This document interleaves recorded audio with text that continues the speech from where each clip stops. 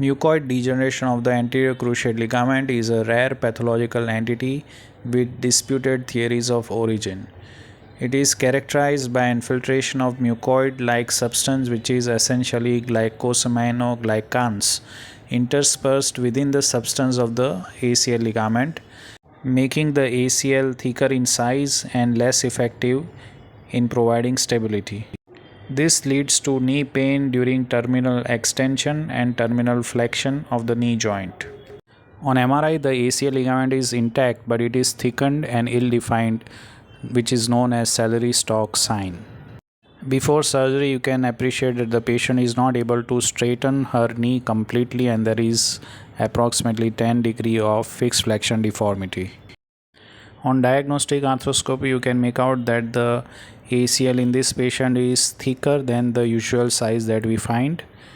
Apart from that, it appears more yellowish and the substance of the ACL appears to be slightly harder than usual.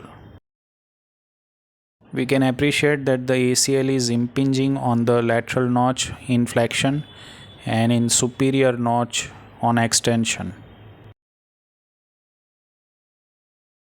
Treatment for such cases is arthroscopic debridement or debulking of the ACL ligament with notchplasty if required.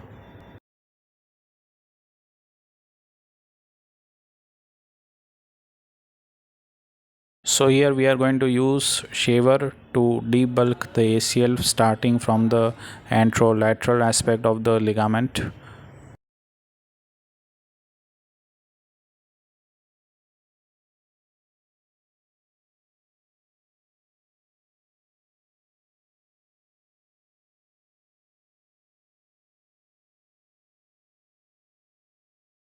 And then we are going to debride the anterior most portion of the ACL.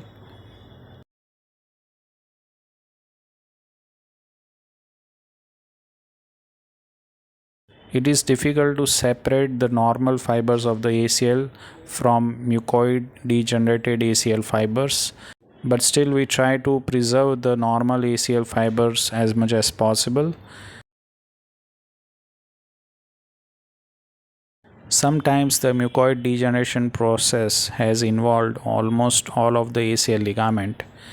In certain selected cases, we can even attempt total or near total ACL debridement.